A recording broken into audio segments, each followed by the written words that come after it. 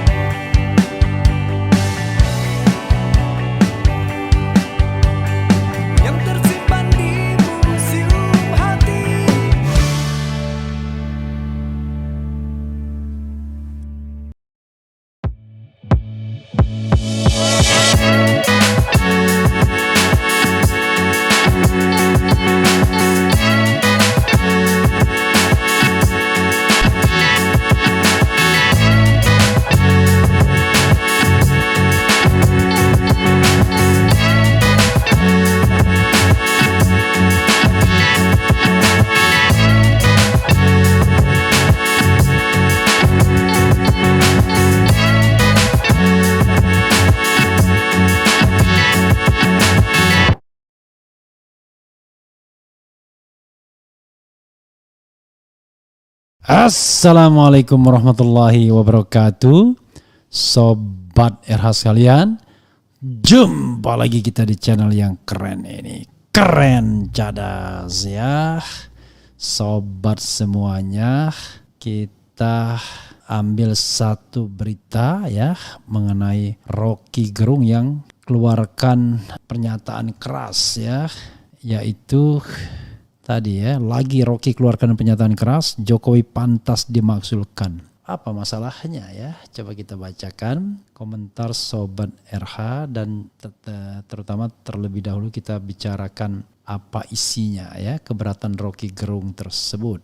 Ini terkait dengan kepercayaan kepada Prabowo tadi ya. Singgung Prabowo dan BIN, Rocky Gerung sebut Presiden Jokowi mesti di-impeach. Why? Oke, kita bacakan. Suara Cianjur.id, pengamat politik Rocky Gerung kembali mengeluarkan pernyataan pedas terhadap Presiden Joko Widodo Jokowi. Ia menilai Presiden Jokowi mesti di-impeach atau dilengsarkan karena sudah berkali-kali melakukan malfungsi urusan bernegara. Berkali-kali Jokowi itu melakukan malfunction dalam urusan bernegara. Sudah mesti di-impeach sebetulnya. Ini bahaya nih orang, kata Rocky Gerung dalam sebuah video di kanal YouTube-nya, dikutip cianjursuara.com.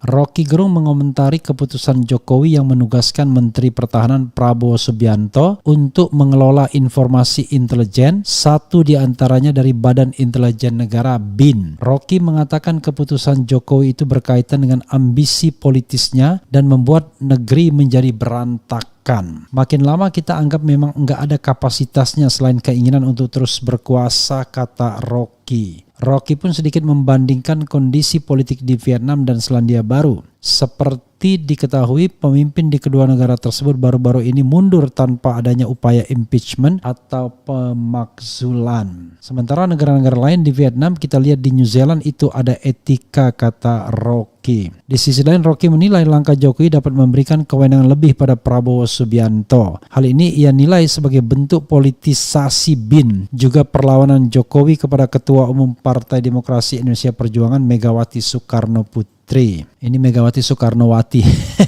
Putri. Rocky menilai BIN sebelumnya adalah institusi yang dikuasai Megawati. Ia juga menyebut ada kedekatan kepala BIN Jenderal Purnawirawan Budi Gunawan dengan Mega. Dia, Jokowi, bingung sendiri siapa yang akan menyelamatkan dia. Jadi dengan kata lain, Jokowi punya informasi bahwa BIN itu memang nggak mungkin lagi dia kendalikan dalam upaya untuk bersaing dengan Ibu Mega, tutur Rocky. BIN adalah peralatan Mega, kira-kira begitu, maka peralatan utamanya mesti dipindahkan. Nah, jalan pikiran presiden ini yang justru membahayakan negara, tambah Rocky. Ya, sahabat era sekalian, itu analisis ya, analisis yang bisa kita analisis lagi ya, bagaimana Rocky melihat bahwa langkah Presiden Jokowi itu membahayakan negara, membahayakan institusi pemerintahan, karena membawa institusi pemerintahan dalam dalam ayunan ombak keinginan entah itu terus berkuasa 3 periode atau perpanjangan masa jabatan atau sekadar meminta perlindungan siapapun yang terpilih nantinya, tetapi instrumen-instrumen pendukungnya harus disiapkan atau dikondisikan terlebih dahulu.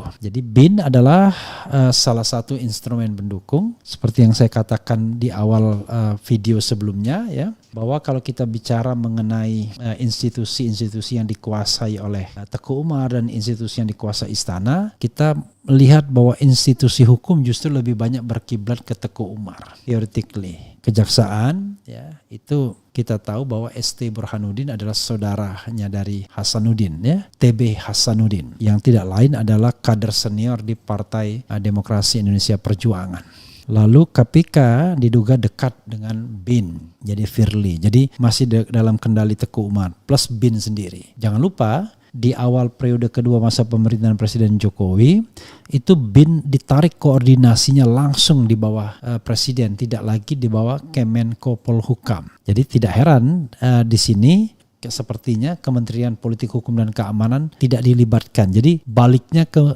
Kementerian Pertahanan. Jadi soal dia percaya siapa.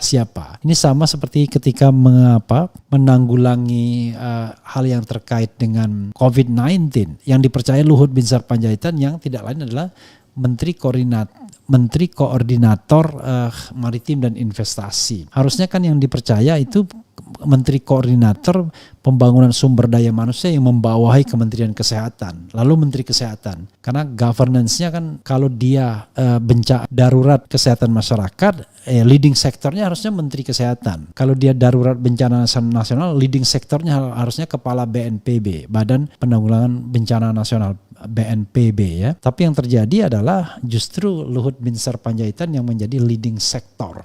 Bukan karena kementeriannya tetapi lebih pada sosok personalnya. Nah, ini dari sisi good governance, clean government memang bermasalah karena menyalahi undang-undang. Jadi inisiatif Presiden Jokowi sering bermasalah, termasuk juga misalnya membangun food estate, tiba-tiba diserahkan kepada Menteri Pertahanan. Tapi ternyata konsep yang dibawa Prabowo ini ternyata tidak diserahkan penuh juga. At the same time dia menyerahkan juga urusan ini kepada Erick Thohir, kepada Luhut Binsar Panjaitan juga, karena ternyata program ini kalau berhasil itu justru akan mendongkrak popularitas dan elektabilitas dari Prabowo Subianto. Karena itu tidak diizinkan untuk hanya dinikmati dalam tanda kutip oleh Prabowo Subianto. Jadi sobat era sekalian, sejak dari hari pertama diangkat sebagai para pembantu Presiden Jokowi, para pembantunya ini tidak benar-benar berpikir bagaimana mensukseskan program pemerintah. Dan at the same time, Presiden Jokowi juga tidak mengelola kementerian ini dengan secara profesional. Jadi misalnya dia membiarkan Erick Thohir berkampanye sejak hari pertama. Dia membiarkan Luhut Binsar Panjaitan masuk semua lini, bahkan lini politik pun dia masuki. Itu sudah jadi rahasia umum. Dia biarkan Prabowo Subianto pun main di food estate karena penugasannya. Tapi Prabowo jauh lebih tertib dibandingkan yang lainnya. Maka yang terjadi adalah ya kekacauan, miskoordinasi. Termasuk juga dia biarkan punggawa-punggawanya main bisnis, sehingga ada beberapa kasus seperti misalnya investasi Telkomsel di GoTo, kemudian masalah di Rekin, rekayasa industri, undang-undang Minerba yang memberikan perpanjangan sampai 10-20 tahun dan lain sebagainya. Jadi banyak soal sobat era sekalian yang membuat manajemen pemerintahan jadi bermasalah. Tetapi kalau kita balik kepada isu impeachment atau pemakzulan, kita harus uji apakah mismanagement, apakah incapacity itu akan bermuara pada pemakzulan. Karena ayat-ayat pemakzulan itu ayat-ayat yang sangat rigid, tapi tidak rigid 100% juga. Jadi seorang presiden bisa dimakzulkan, termasuk wakil presiden, kalau dia melakukan pelanggaran hukum. Nah, berupa pengkhianatan terhadap negara, kemudian korupsi, tindak pidana suap, atau tindak pidana berat lainnya, atau tidak lagi memenuhi syarat. Nah, tindak pidana berat lainnya itu kita lihat di mana yang hukumannya di atas 10 tahun atau melakukan perbuatan tercela. Jadi sebenarnya kalau kita bicara impeachment yang paling potensial terhadap Presiden Jokowi itu adalah kalau terbukti memang ijazahnya palsu. Nah, so far itu kan masih berproses di Pengadilan Negeri Surakarta dalam kasus pidana. Tapi itu bisa mengonfirmasi apakah memang tudingan jaksa itu proven, terbukti bahwa Presiden Jokowi itu ijazahnya asli dan Bambang Tri serta Gus Nur menyebarkan berita bohong. Sampai sekarang dakwaan jaksa itu tidak didukung, tidak di backup oleh alat bukti yang kuat. Itu persoalannya. Nah, kalau itu jauh lebih potensial untuk bisa melengsarkan Presiden Jokowi sesungguhnya kalau ditindaklanjuti. Kalau ini masih terlalu sumir ya, karena di situ bisa masuk melakukan tindak pidana berat lainnya kalau seandainya masuk pada pemalsuan dokumen yang ancaman hukumannya 5 tahun, kalau misalnya 5 tahun lebih, kemudian bisa juga melakukan perbuatan tercela dianggap, dan yang paling penting adalah sudah tidak memenuhi lagi syarat sebagai presiden dan atau wakil presiden. Jadi syarat yang sifatnya measurable itu adalah punya ijazah SMA sekurang-kurangnya. Kalau itu jauh lebih dekat ya, dibandingkan penugasan Prabowo Subianto. Jadi penugasan Prabowo Subianto ini saudara sekalian, Menteri Pertahanan, bisa dilihat sebagai upaya untuk menggeser pengaruh BIN ya, yang lebih jauh, lebih dekat kepada Megawati ketimbang kepada istana. Jadi melalui tangan Prabowo Subianto yang relatifly diterima juga oleh Megawati, maka sesungguhnya adalah yang terjadi adalah bagaimana mengurangi pengaruh BIN terhadap sokongannya terhadap Presiden Jokowi. Karena kalau kita lihat seperti yang saya katakan, institusi pemerintahan itu justru lebih banyak yang berkiblat ke Teguh Umar dalam ranah hukum ini.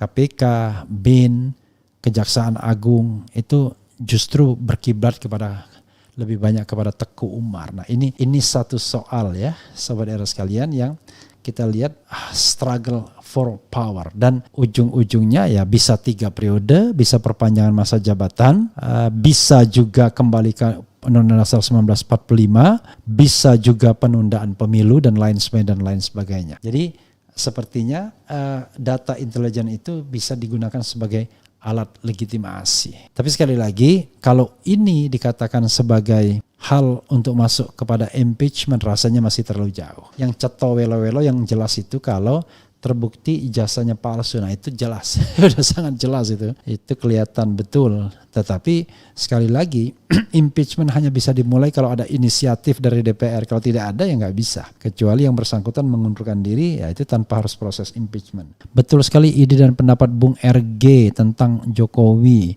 RG kritiknya pakai fakta, nggak asal kritik, makzulkan aja. Ya Allah, kalau ini benar berarti kita udah dibohongi dari 2014. Oke, sobat era sekalian, kalau dibacakan semua pasti mengandung pro dan kontra ya. Jadi sekali lagi ya, itu harus based on constitutions. Makanya saya katakan kalau dasarnya adalah konstitusi, yang paling bisa dijadikan entry point itu soal ijazah itu yang sampai sekarang jaksa pun belum melandaskan dirinya pada informasi adanya ijazah yang asli. Jadi dia mendakwa orang tanpa kejelasan sesungguhnya. Itu soalnya ya. Oke, kita akan lihat bagaimana hari-hari ke depan. Tetapi sekali lagi, sejak perubahan konstitusi, isu pemakzulan itu senantiasa ada, tetapi belum ada sampai sekarang yang dimakzulkan dengan klausul impeachment yang baru, yaitu pasal 7A, 7B Undang-Undang Dasar 1945. Itu perubahan yang ketiga ya. Sobat ada sekalian, itu saja. Kita akan lanjutkan mengambil satu tema lagi ya yang menarik. Antara lain bahwa Nasdem dan PKS memuji AHY. Apakah AHY akan menjadi muara dari kesepakatan itu atau tidak? Nanti kita lihat. Wassalamualaikum warahmatullahi wabarakatuh. Ciao.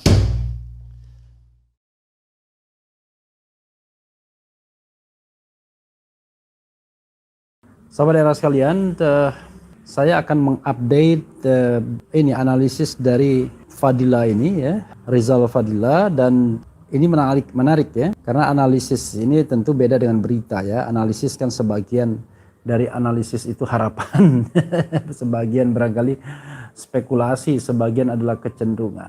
Nah, coba kita bacakan ya, sahabat daerah sekalian, dan nanti kita akan ulas. Dan mudah-mudahan Sobat RH juga berkenan ya untuk mengikutinya sambil saya kemudian lihat dan kontrol ya. Coba saya bacakan ini. Oposisi menguat, kemudian Jokowi rehat ya. Kalau mundur kalau mau selamat, saya bilang ngeri amat ya. Makanya kita lihat ya, sejauh mana validitas atau akurasi dari analisis tersebut. Sekali lagi, Sobat era sekalian, yang namanya analisis tidak ada yang salah, tidak ada yang benar ya. Analisis itu adalah sesuatu yang didasarkan pada fakta-fakta tertentu. Oke, coba kita bacakan. Lebaran tahun ini, judulnya kita bacakan, Jokowi piknik sinyal rehat mendekat. Oh ya, saya memakai peci pemberian dari Rektor Universitas Sriwijaya ya, yaitu Profesor Anis Sagap. Terima kasih Prof Anis atas pecinya. Lebaran tahun ini piknik dan full rehat Presiden Jokowi kelihatannya. Tidak ada open house halal bihalal meski dengan menteri sekalipun. Menteri yang menemuinya di Yogyakarta hanya satu, yaitu Prabowo Subianto. Itu pun sowan sebelum bersafari politik pencapresan. Pak Jokowi hilang dari kesibukan Istana Merdeka Jakarta. Berita piknik lanjutan setelah Yogyakarta adalah Gianyar Bali bersama anak cucu. Ada Kaisang, Gibran, juga Bobi Nasution, cucu-cucu Jan Etes, Lembah Mana, Sedah Mira, dan Panembahan Al-Nahyan. Dengan kawalan Pas Pampres, keluarga ini bersafari journey melihat pertunjukan burung, bird show, dan harimau putih. Adalah hak presiden dan keluarga untuk jalan-jalan, akan tetapi dengan mengabaikan open house, ritual lebaran sebenarnya cukup mengganggu. Silaturahmi dengan pejabat dan rakyat yang semestinya didahulukan kini terabaikan. Jokowi yang biasa jago dalam pencitraan telah membuang momentum spiritual itu. Adakah piknik dan rehat keluarga ini sebagai sinyal Jokowi sudah lelah, putus asa, dan bersiap untuk menikmati istirahat dari kesibukan istana? Sangat mungkin ada 3 indikasi kuatnya, yaitu: pertama, gagal mengupayakan perpanjangan jabatan 3 tahun dan miskin dukungan untuk amandemen UUD 1945 masa jabatan 3 periode. Partai pendukung presiden yaitu PDIP justru menjadi penentang kerasnya. Kedua, masa depan proyek-proyek andalan suram, bendahara sepi, kereta api Cina mangkrak, obor redup, IKN masih mimpi, investor Jepang hengkang, Saudi tidak jelas, Elon Musk pun berkaos hitam, Luhut makin cemberut. Luar biasa ya. Ketiga, perlawanan lapangan sulit diredam, apakah mahasiswa, buruh, purnawirawan, umat Islam. Oposisi semakin menguat dan menggumpal keras. Upaya mematahkan dengan membungkam aktivis ke penjara tidak berefek jera, justru membuat rezim lebih kental berpredikat zalim. Luar biasa, dia menggunakan rima ya. Penjara tak berefek jera ya, membuat rezim tambah zalim ya. Penjara tak membuat efek jera, justru bikin rezim bertambah zalim. Luar biasa.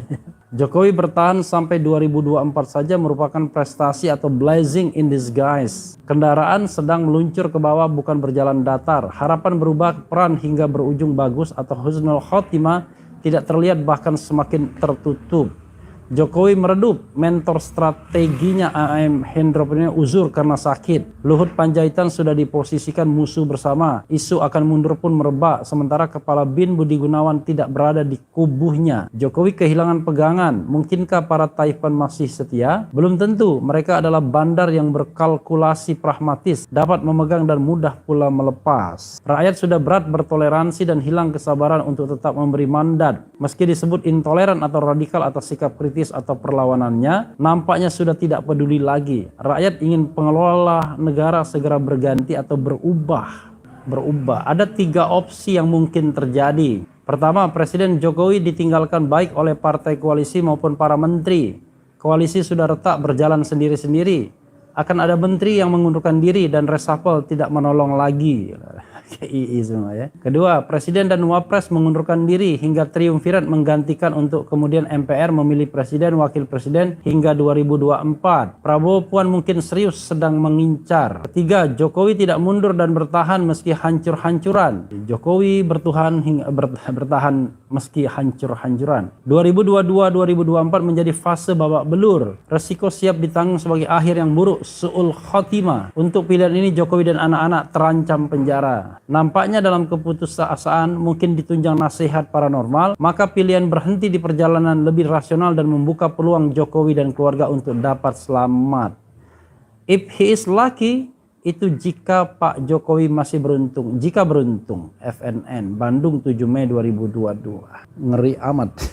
Jadi sobat era sekalian ya, apa yang ingin saya katakan bahwa politik itu begitulah. Ada pro dan kontra ya, ada yang bikin analisis seram-seram ya, ada yang katakanlah berharap kekuasaan cepat berganti karena dia tidak menjadi bagian dari kekuasaan, atau kekuasaan bertahan lama karena dia menikmati kekuasaan dan lain sebagainya. Jadi hal-hal seperti ini lumrah saja terjadi, dan dalam negara demokrasi biasa-biasa saja memberikan sebuah analisis baik yang menguntungkan maupun yang tidak menguntungkan kekuasaan ya. Nah, soalnya adalah ada yang ingin saya garis bawahi ya, soal tradisi bernegara, tradisi bertata negara. Harapan yang paling idealnya adalah Presiden Jokowi bertahan hingga 2024, tentu dengan perbaikan di sana sini, terutama yang terkait dengan bagaimana menegakkan good governance dan clean government.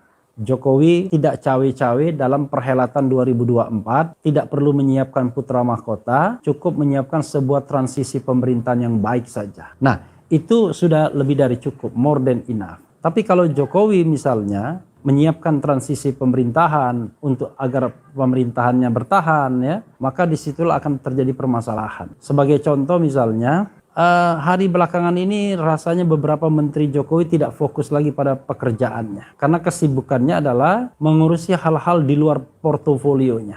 Karena mereka sedang mematut diri untuk menjadi calon presiden. Di situ ada Erick Thohir, ada Erlangga Hartarto, ada Sandiaga Salahuddin Uno, kemudian ada siapa lagi? Ada Prabowo Subianto, kemudian ya, jadi paling tidak 4 atau 5 orang dalam kabinet sedang mematut-matut diri agar mendongkrak popularitas dan elektabilitas mereka. Sekali lagi, Prabowo Subianto, Erlangga Hartarto, Sandiaga Uno, Erick Thohir. Ya, 4 orang yang diperkirakan bakal maju. Lalu Puan Maharani, Ketua DPR, wajar ya, karena dia pemimpin lembaga independen, lembaga yang tidak terikat dengan eksekutif dan presiden. Dan berikutnya adalah Ganjar Pranowo yang juga dipersepsi bagian dari rezim. Juga semua sedang mematut-matut diri ya, mempercantik diri ya, memberikan pencitraan yang lebih baik, termasuk Gubernur Anies Baswedan. Dan jadi we must be fair, semuanya sedang melakukan hal itu sobat era sekalian. Tetapi bagi pemerintahan Presiden Jokowi, kalau itu dilakukan dan dibiarkan, maka sisa masa jabatan yang 2 tahun ini sangat tidak efektif. Sangat tidak efektif. Jadi eskalasi keburukan itu semakin menguat dan bisa jadi kemudian negara ini sinking, terjun bebas. Karena masalah-masalah sudah tidak dipikirkan lagi pemecahannya, yang dipikirkan hanyalah bagaimana mematut-matut diri untuk kontestasi 2024. Nah, ini yang sebenarnya yang harus diwaspadai oleh pemerintahan Presiden Jokowi. Lalu apa langkah-langkah yang harus dilakukan oleh Presiden Jokowi? Pertama, harapannya adalah pergantian kekuasaan itu berjalan normal. Tidak perlu dengan impeachment, tidak perlu dengan pengunduran diri ya seperti tahun 98, tetapi dengan election periodically. Jadi secara periodik, pemilu itulah yang kemudian mengkoreksi kepemimpinan, dan Presiden Jokowi kan sudah 2 periode, jadi harusnya tidak ada beban lagi, tidak ada lagi yang perlu dirisaukan, cukup menyiapkan transisi yang baik ya, ikhlas ya, dan berusaha memperbaiki kondisi dalam 2 tahun terakhir masa pemerintahannya. Termasuk misalnya soal penegakan HAM, termasuk kasus KM50 misalnya, termasuk kemudian juga soal IKN dan lain sebagainya. Sehingga ketika dia berhenti, damage yang dihasilkan itu minimalis. dan hal-hal yang baik itu menjadi maksimalis. Nah, inilah yang bisa menyelamatkan Indonesia sesungguhnya. Tapi menghadapi menteri-menteri yang tidak fokus lagi, ya tidak ada cara lain, ganti menterinya. Karena Presiden Jokowi harus berkomitmen untuk tidak cawe-cawe dalam 2024, karena kalau dia cawe-cawe maka dia menyiapkan putra mahkota. Nah, putra mahkota inilah yang kemudian bisa memanfaatkan jabatan dan diberikan keleluasan untuk mematuk diri agar populer atau dengan berharap elektabilitas makin membaik. Sobat Era sekalian, itu yang diharapkan ya, karena kita ingin demokrasi ini berjalan secara baik.